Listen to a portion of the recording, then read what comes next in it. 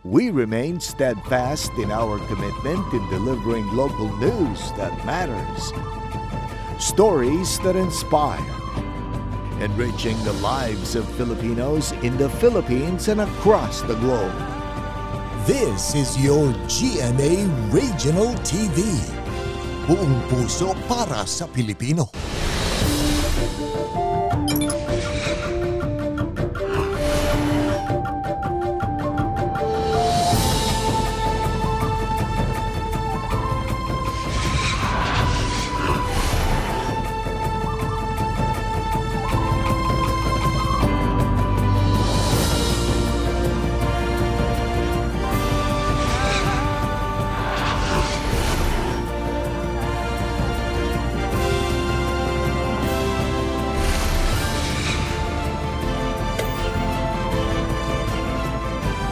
Ito ang GMA Regional TV, Balitang Southern Tagalog. Magandang hapon mga kapuso. Narito na ang Balitang Southern Tagalog. Hatid namin ang mga pinakamalaki at pinakahuling balita sa Timog Katagalugan. Live mula rito sa GMA Batangas Station, ako po si Ace Medrano. Ako naman po si Ivy Saunar Gasang. Paglilinis at pagsasaayos sa ilang paaralan sa Batangas City, puspusan ilang araw bago ang pasukan sa August 29. Samantala, rehabilitasyon ng nasunog ng mga silid-aralan sa Batangas City South Elementary School noong May 2023 hindi pa nasisimulan. Para sa detalye, makakasama natin live si Denise Abante. Denise?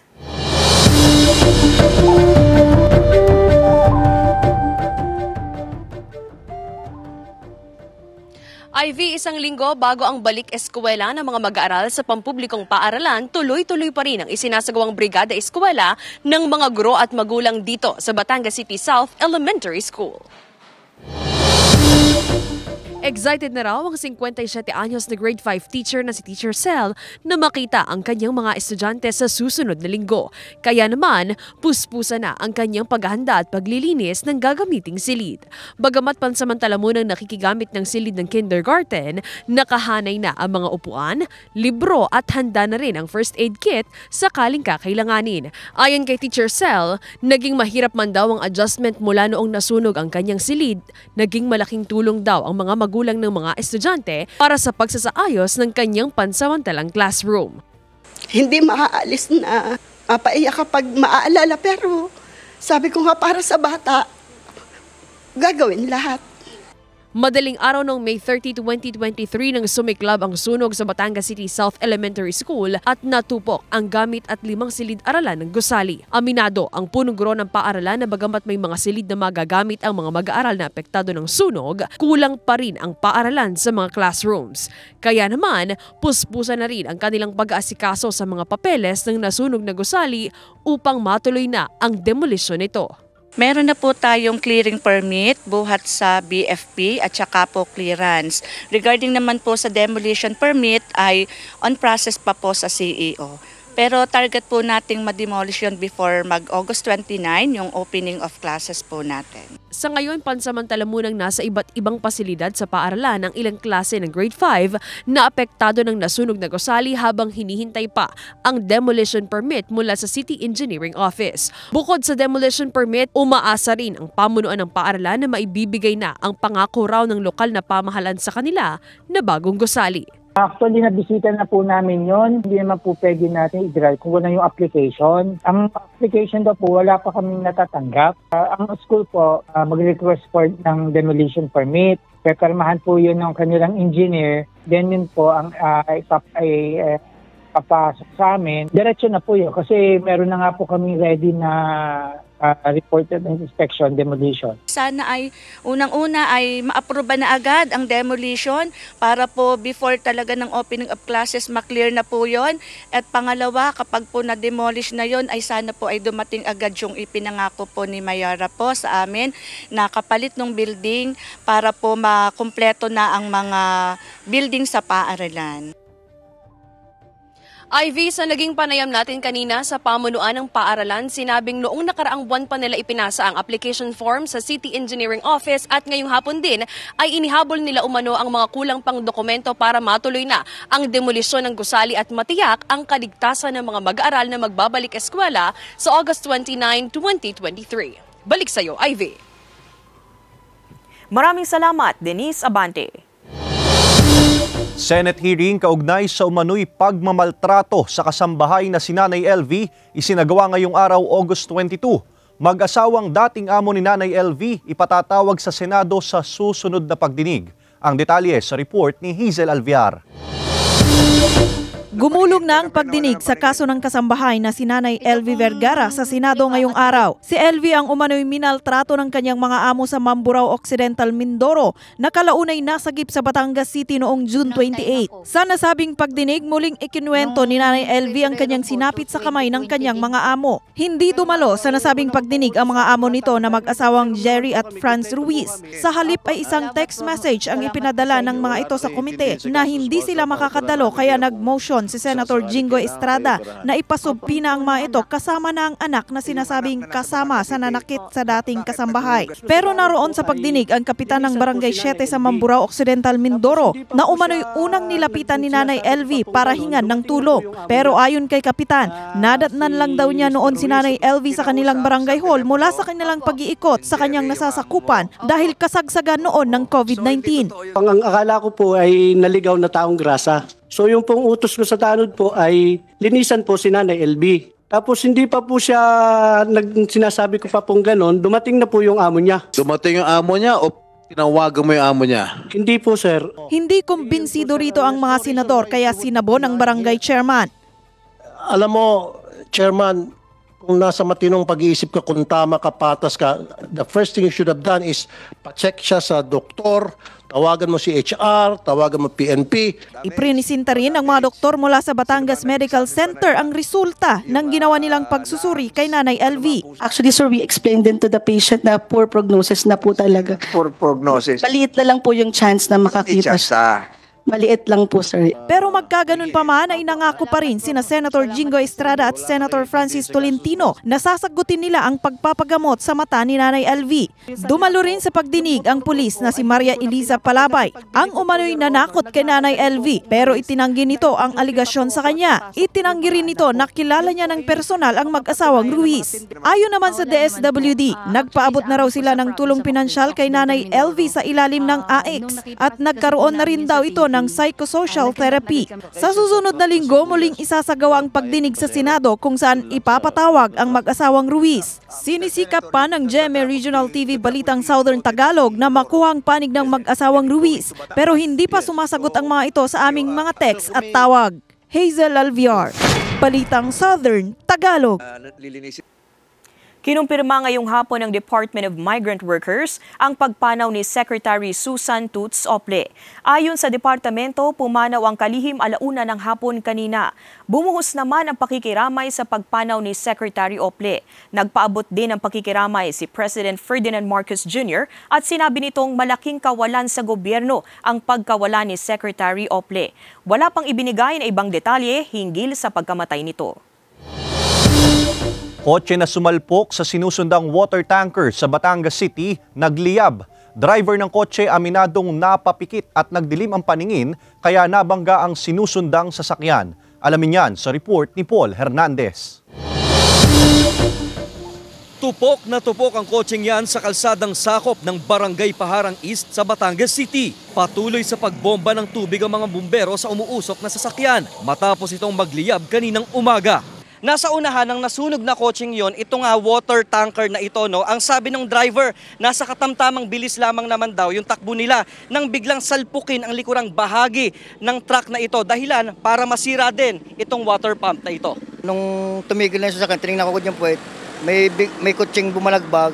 Kala ko sumabog lang yung guma, yung pala, sasakyan na yung bumangga sa hulihan ko. Nakuhanan pa ng CCTV ang pagbangga ng kotse sa truck bago ito napunta sa kabilang linya ng kalsada. Kita ang pag-usok bago tuluyang lamunin ng malaking apoy. Tinitingnang sanhi ng sunog ang problema sa makina ng sumalpok sa barrier. Sa aming initial investigation, hindi pa malaman kung electrical o yung makina. Pero ang pinakakos talaga, yung due to impact niya dun sa may steel barrier. Maaring nag-ignite. Ayon sa driver ng kotse, dumilim daw ang paningin niya. May galo siya sa tuhod dahil sa aksidente. Kwento niya, galing siya sa bayan at pauwi na sa kanilang bahay. Walang diferensya ang kotse. Baka ako may diferensya. Baka ako yung napapikit. Nagdilim ang paningin ko. Abot sa mahigit 300,000 piso ang tinatayang pinsala sa sunog. Nagkaroon na raw ng pag-uusap ang driver ng kotse at may-ari ng water tanker. Kung nakakaramdam po tayo, na katulad ng pagkasabi niya, siya inaantok, ay di pwede po tayong tumabi muna at magpalipas ng ilang segundo, ipikit ang ating mata, saka po ulit tayo mag-travel. Naikarga na rin sa tow truck ang kotse at dinala na sa talyer.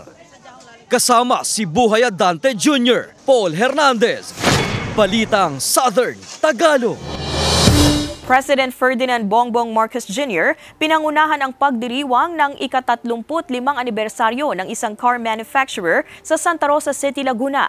Narito ang report ni Andrew Bernardo. Nagtungo si Pangulong Ferdinand Bongbong Marcos Jr. sa lalawigan ng Laguna ngayong araw. Ito ay para pangunahan ang pagdiriwang ng ika-35 anibersaryo ng isang car manufacturer sa Santa Rosa City, Laguna.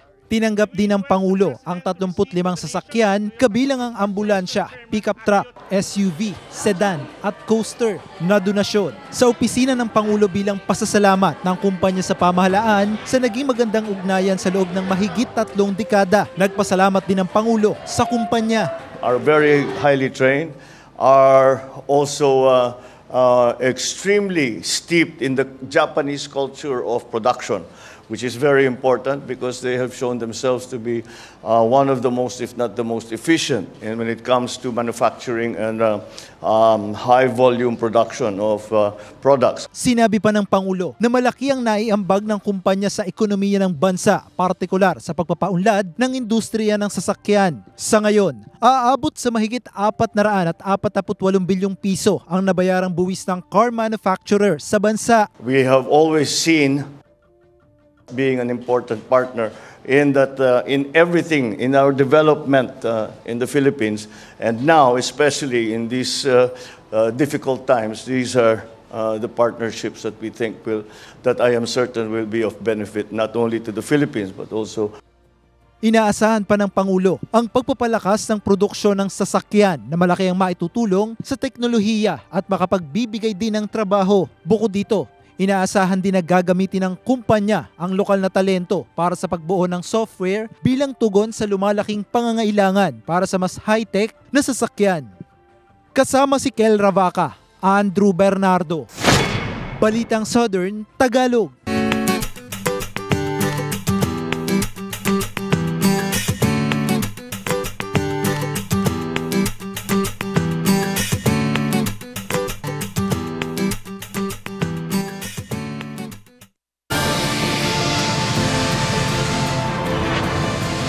Ito ang GMA Regional TV, Balitang Southern Tagalog.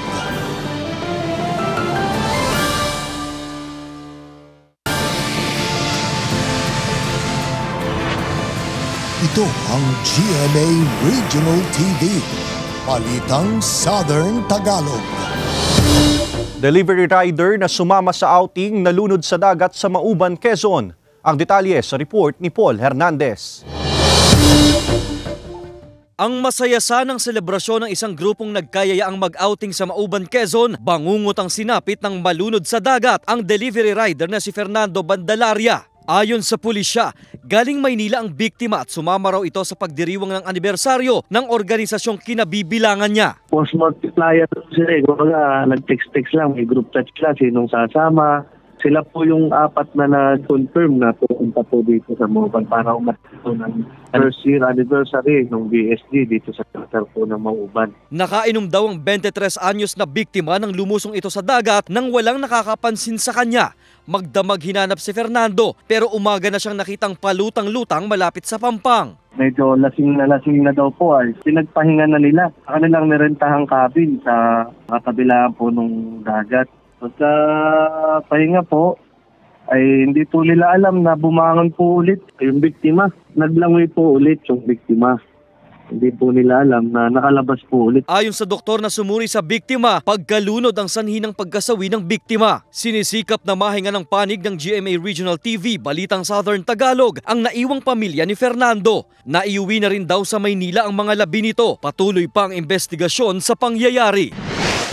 Samantala, wala na ring buhay ng matagpuan ng mga otoridad ang katawan ng 62 anyos na si Enrico Adriatico, residente ng Dasmariñas City, Cavite kahapon ng tanghali. Ayon sa pulisya, pasado alas 12 ng tanghali noong Sabado nang dumating ang pamilya sa isang resort sa bayan ng Lian. Ilang oras lang umano ang nakalipas ay bigla na lamang nawala ang kaanak. Agad nila itong hinanap ngunit bigong makita ng araw na yon. Tanghali ng August 20 nang makita ng pamilya ang katawan ni Enrico sa baybay dagat na agad isinugod sa ospital.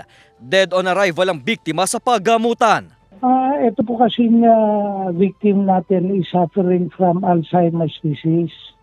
At nung dumating sila ron, katabi pa naman nila yung kuwan. After several hours, hindi nila napansin na wala bigla yung kapatid nila. And then nung hinanap po nila, nakita na lang nila po sa gilid rin ng dagat na may Pampang na po.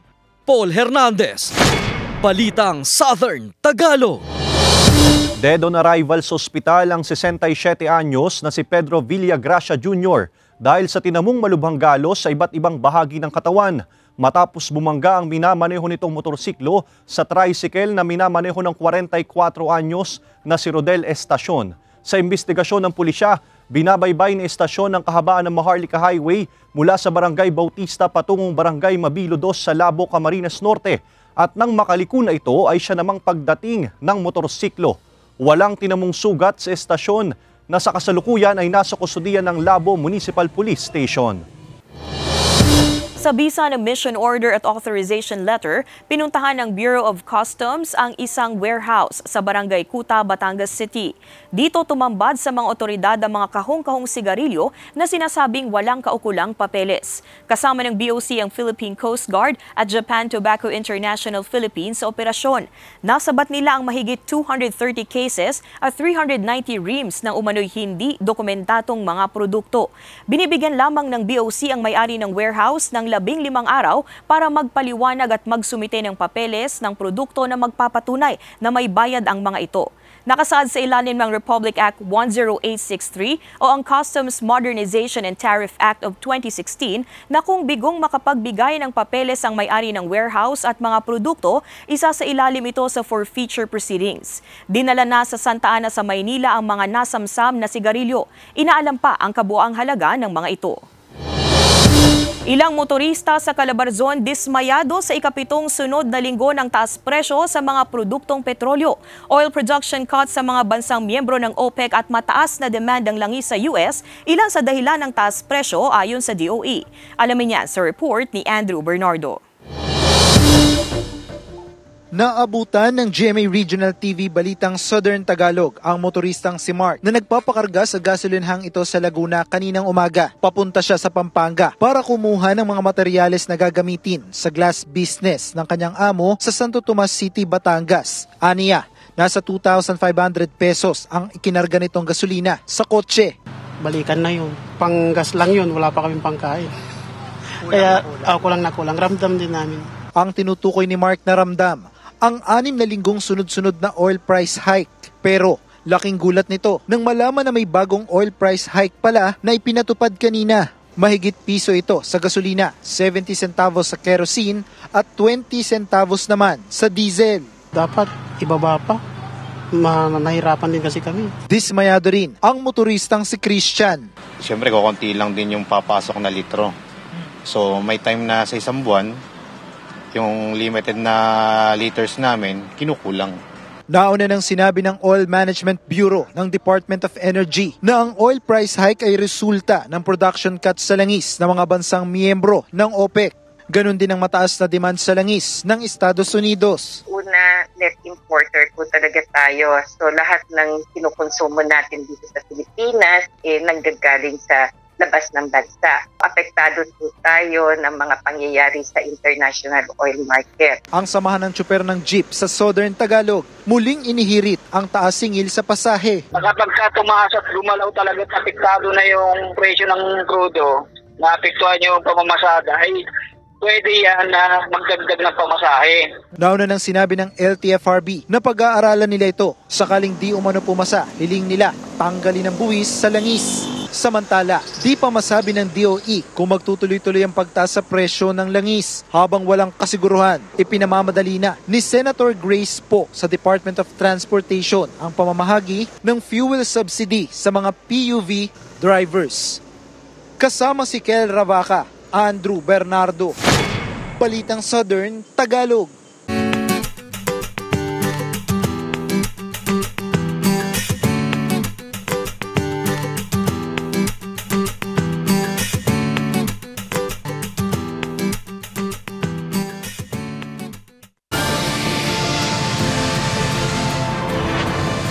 Ito ang GMA Regional TV, Balitang Southern Tagalog.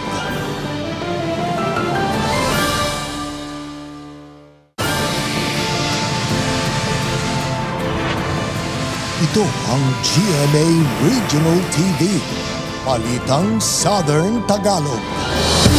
Truck nagliyab sa bahaging northbound lane ng Star Tollway. Sanhi ng sunog, patuloy na inaalam ng otoridad. Tutukan yan sa report ni Paul Hernandez. Tanaw sa hindi kalayo ang bahagi ng northbound lane ng Star Tollway sa Tanawan City, Batangas ang nagliliyab na puting truck na yan. Ayon sa Highway Patrol Grupo HPG, bandang alas 12 ng tanghali ang sumiklab ang sunog. Mag-aalauna na ng hapon ang ideklarang fire out. Sa report, minamaneho ang truck ng isang Willie Zapada. Ayon naman sa Tanawan City BFP, mula Pampanga nag-deliver ng mga frame at foam ng kama ang sasakyan sa Batangas. Pabalik na raw sana ito sa Quezon City. Naramdaman daw nila sir na mainit na yung batok nila, ay naramdaman daw nila mainit. Tinabi nila, nakita nila yung nag-aapoy na yung likod. Sa inisyal na investigasyon, posibleng sanhi ng sunog ang baterya ng sasakyan. Ligtas ang driver at dalawa pa nitong pahinante na mabilis na nakababa ng sasakyan. Dalawa kasi sanhi ng cause sa mga sasakyan, loose connection ng battery terminal at saka sa rear brake na kapit. Gawa kalimitan sir na ano namin sa startol ng mga sasakyan na nasusunog, nakapit yung preno sa likod. Sinusubukang makuhanan ng pahayag ng GMA Regional TV Balitang Southern Tagalog ang driver ng sasakyan. Wala namang naiulat na pagbigat ng daloy ng trapiko dahil sa sunog. Nasa 500,000 pesos ang tinatayang pinsala sa insidente. Paul Hernandez, Balitang Southern Tagalog.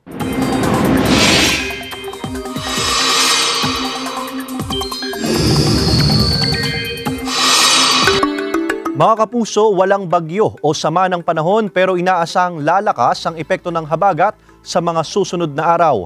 Sa ngayon, patuloy itong nakakaapekto sa Southern Luzon, Visayas at Mindanao. Bukod sa habagat, magpapaulan din ang localized thunderstorms na madalas nararanasan sa hapon o gabi. Base sa datos ng Metra Weather, may pag-ulan sa Calabarzon at Mimaropa. Malalakas ang ulan sa Quezon Province, Oriental Mindoro at Marinduque. Paghanda ng banta ng baha o pagguho ng lupa dahil sa matitinding ulan. Posible ring ulanin ang iba pang bahagi ng bansa kabilang ang Northern at Central Luzon, pati ang Visayas at Mindanao. Comelec Batangas City nakipagpulong na sa iba't ibang ahensya ng pamahalaan kaugnay sa COC filing sa susunod na linggo. Narito ang report ni Paul Hernandez.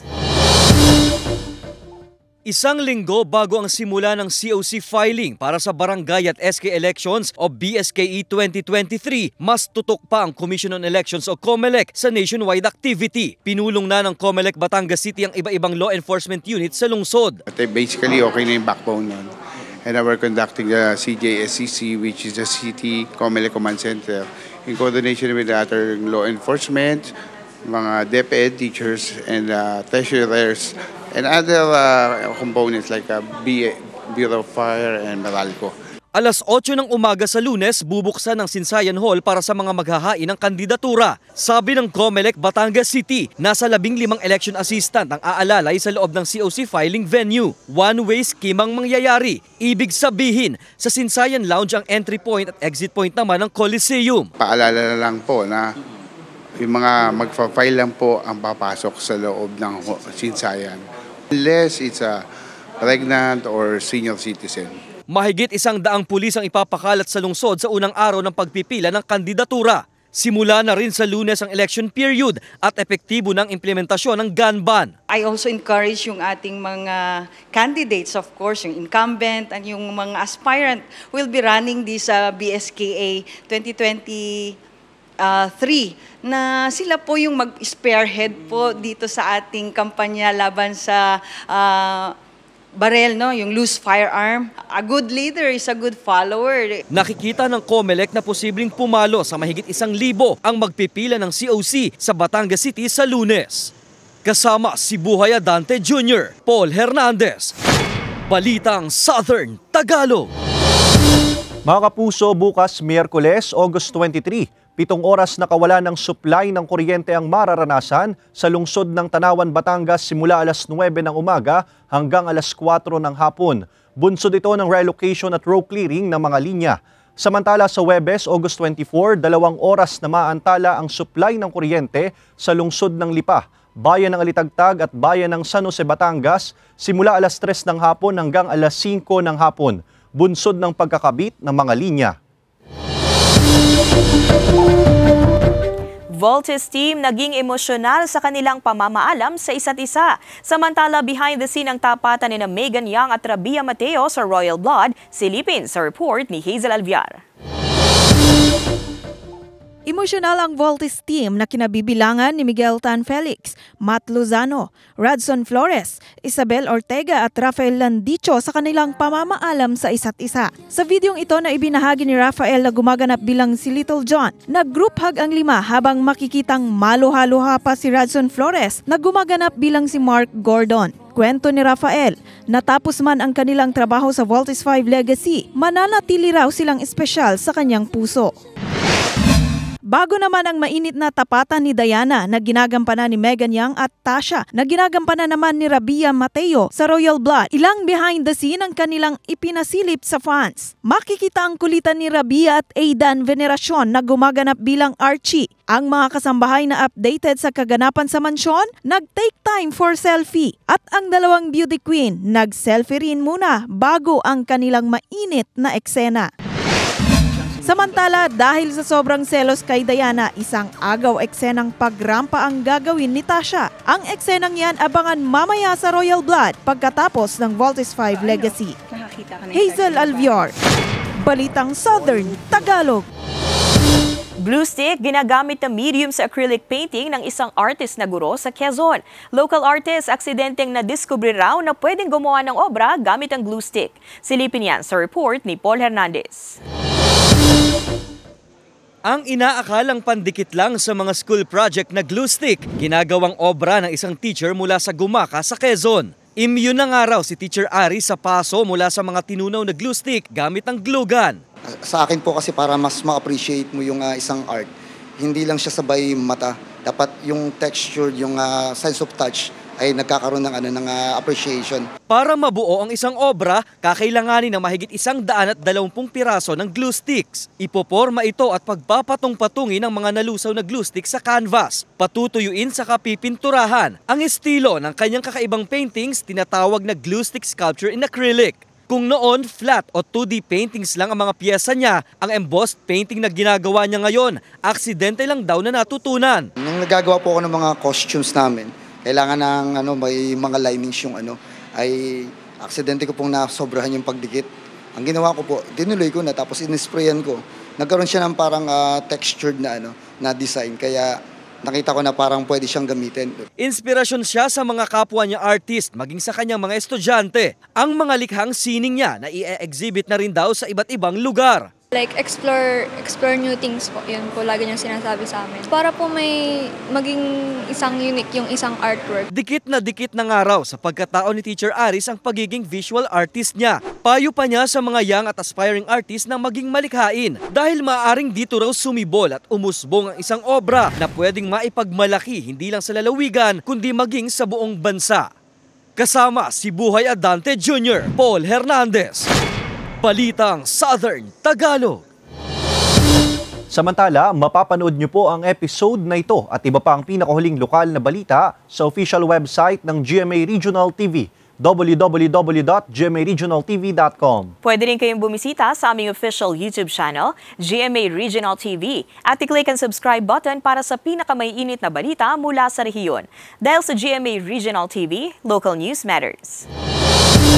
At yan ang mga pinakamalaki at pinakahuling balita sa Timog Katagalugan. Maraming salamat sa pagsama sa amin, pati na mga kapuso sa ibang bansa na tumutok sa mga balita sa rehiyon. Kami ang GMA Regional TV, Balitang Southern Tagalog. Buong puwersa para sa mas malaking misyon at mas malawak na paglilingkod sa bayan.